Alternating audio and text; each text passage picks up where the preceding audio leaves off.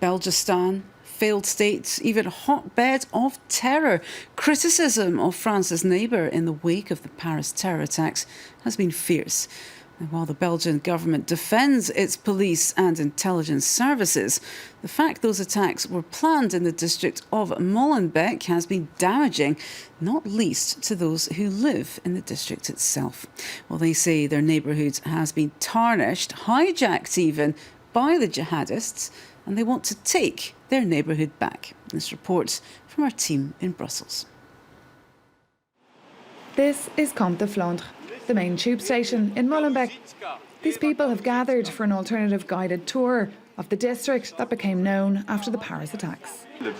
Our goal is to try and give a slightly more positive image of Molenbeek, to counteract or counterbalance all the bad news we've had in the last few weeks. Many foreigners have come along. Although living in Brussels for years, they admit they don't know Molenbeek and want to see it for themselves. I've never been here before, so when I saw this tour, I felt it was the right time to come. After the Paris attacks, I wanted to find out why Belgium had been neglecting Molenbeek. France 24 could not film the guided tour. Cameras are not welcome here, especially since the Paris attacks, when the district was invaded by the international press. Bert meets us on another occasion to show us the other side of Molenbeek and for some history on its industrial past.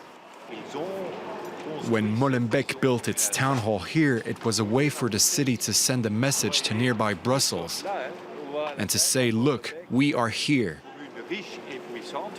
This used to be a rich and powerful district, but with very poor workers living in terrible conditions. At the end of the tour, Bert takes us to a brand new school where he recently enrolled his daughter. Here, parents deplore the simplistic image of Molenbeek conveyed by the media. We wept after the events in Paris, but we were also afraid of people saying, look, it's the Muslims again. Last year they found an active cell in Verviers, another Belgian city. But the people of Verviers, they weren't labelled as a bunch of jihadists.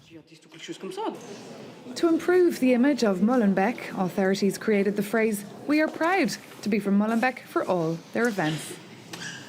Good evening. For the first time in the history of our city, we're about to hand out the prize for the best Molenbeek residents of the year. 10 people received a prize. Among them, Aboubakar Ben Saï, a young actor, for his performance in Black, a movie partly shot in Molenbeek. Yes, I am a Moroccan from Molenbeek, and no, I am not in Syria. It is great they organised this event. It shows that Molenbeek does not sleep, even though it is stigmatised. We're not lethargic. We keep on organising events. Meanwhile, Molenbeek has launched a counter-radicalisation plan. It has two faces: repressive and preventative. We are aware that those individuals who became radicalised in Molenbeek have been to our schools and to our clubs, and that we need a prevention policy for the youth in this district. Not enough has been done over the recent decades. We were not challenging people enough and not demanding enough. But the problem of radicalisation in Molenbeek is not new. Hind Frahi is aware of that. In 2006, this reporter spent 2 months immersed in the district with a false identity. In the mosques on Fridays, there were imams preaching in favour of jihad. They were also handing out publications on how to go and fight and join the jihad in concrete terms. So indeed, there were many warning signs pointing in the direction of radicalism.